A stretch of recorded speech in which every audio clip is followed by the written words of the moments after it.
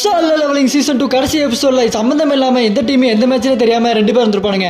அவங்க யாருன்னு உங்களுக்கு யோசனையாவே இருந்திருக்கும். அது மட்டும் இல்லாம அவங்களும் மேல இருந்து ஜின்வாப்பா எதுக்குடா இவங்கள வேடிக்கை பார்த்துட்டு இருக்கான்னு உங்களுக்கு யோசனை வந்திருக்குமா இல்லையா? அவங்க யாருன்னு நான் சொல்றேன் உங்களுக்கு. அதுல கிரே வந்து அண்டர் மாதிரி இருக்காம பாருங்க, அவன் தான் பீஸ்ட் மோனார்க்கு. இந்த பக்கம் ஜாக்கி சான்ல வர மாயாவி மாதிரி இருக்காம பாருங்க, இவன் தான் ஃபாஸ்ட் மோனார்க்கு. என்னடா மோனார்க்கு அப்படின்னா என்னன்னு கேட்டீங்கன்னா, மோனார்க்கை பத்தி நான் சொல்றேன். இது ரொம்ப டீட்டெயிலா சொன்னா ஸ்பாயிலர் ஆயிரும். நான் உங்களுக்கு புரியுற மாதிரி சிம்பிளா சொல்றேன். அப்சல்யூட் பீயிங் ஒருத்தர் பாருங்க, அவர் யாரு கேட்டீங்கன்னா அவர் தாங்க ஆண்டவர். அவருக்கு போர் அடிக்குதுன்னு சொல்லிட்டு ரூலர்ஸை உருவாக்கிருப்பாரு. அவங்க எல்லாம் ஏஞ்சல்ஸ் மாதிரி, இந்த பக்கம் மோனார்ஸை உருவாக்கிருப்பாங்க. அவங்க எல்லாம் மான்ஸ்டர் மாதிரி. இவங்க ரெண்டு பேருக்குள்ள சண்டை போட விட்டு வேடிக்கை பார்த்துட்டு என்ஜாய் பண்ணிருப்பாப்ல. அதை பார்த்தா ரூலர்ஸ் கடுப்பாய் ஒரு சம்பவம் பண்ணுவாங்க பாருங்க. அதுக்கப்புறம் தான் இந்த எல்லா சம்பவம் நடக்கும். அப்ப இவனுங்க யாரா ரெண்டு பேர் செம பவர்ஃபுல்லா இருக்கானுங்க, கையாலேயே போர்ட்டல்லாம் ஓப்பன் பண்ணிட்டு போறாங்கன்னு நீங்க பார்த்துருப்பீங்க. ஆமாங்க, இவங்க உதாரணத்துக்கு டீமன் மோனார்க்க பார்த்தீங்கன்னா அவன் போர்ட்டல் ஓப்பன் பண்ணி நிறைய மான்ஸ்டர்ஸ் வர வச்சிருப்பான். அதே மாதிரி தான் இவங்களுக்கு அதிக பவர் இருக்கு.